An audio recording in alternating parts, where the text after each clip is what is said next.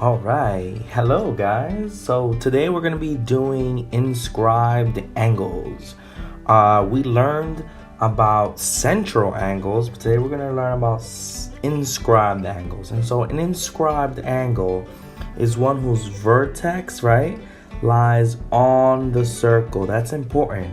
It's a vertex on the circle. So if this here is circle O, right, and the vertex of this angle has to be on the circle, then that means that we have a point on the circle. Let's call it A. And let's keep reading. And whose rays both intersect the circle. Okay, so this angle is going to have two rays that intersect the circle. That means that I have one ray that's going to intersect the circle once there, and another ray that's going to intersect the circle there. We'll call this B and we'll call this C. Hence, this right here is the inscribed angle. That is the inscribed angle. Notice that before we had a central angle, and that angle came straight from the center, okay? Okay, the vertex was at the center. This time the vertex is on the circle. So what's the idea behind inscribed angles, okay? And so the whole thing is that, well, before we do inscribed angles, before we knew that if this angle was 30, right? If the central angle was 30, then I knew that that was the same as the intercepted arc. And that also would be 30.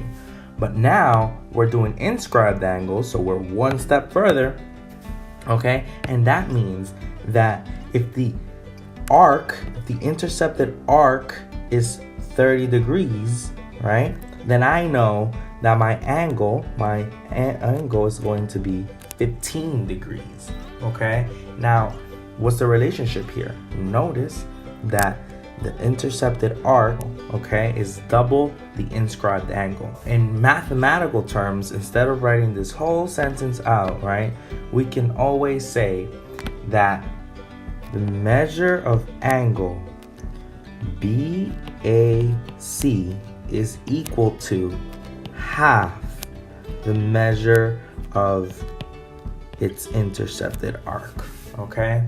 That's an example. Well, what if I change this around? In this example, angle ABC is 100 degrees.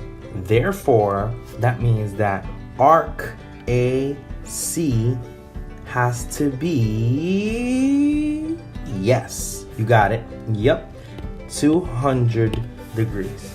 Doubled the angle. Let's do another quick example here. What is the measure of angle MNP? Of angle MNP, that's this angle right here. Given that we know that the angle MOP is 118 degrees, okay? Well, if I know this angle is 180 degrees and this angle comes from the center of the circle, then I know that that's a central angle. And if that's a central angle, that's a very important angle, because that means I know this arc is also 118. The only way that I could know angle N is if I knew what the major arc was, right? If I knew what this arc was out here, what the major arc was, then I could find the measure of angle M and P, right? Well, what's the relationship between the minor and the major arc? I know that they have to add up to, you got it, yes, 360. So if this is X out here, and I say, well, 118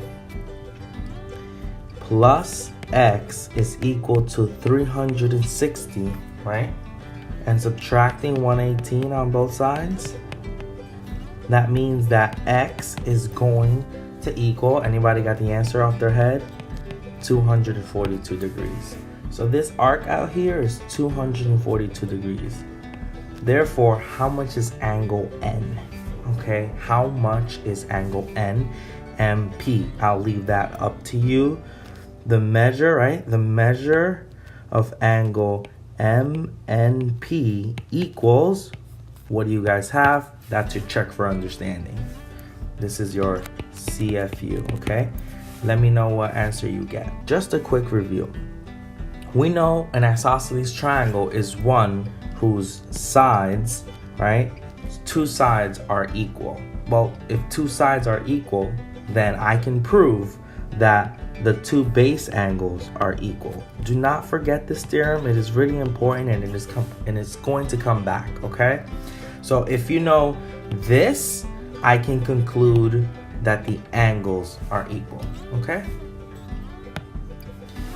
Lastly, yesterday we talked about the congruent chord theorem, okay? Remember that chords go from one point on the circle to another point on the circle. Well, let's call this AB.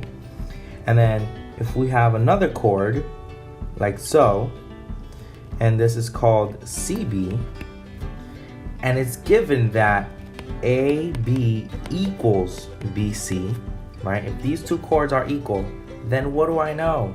I know that AB, but what AB?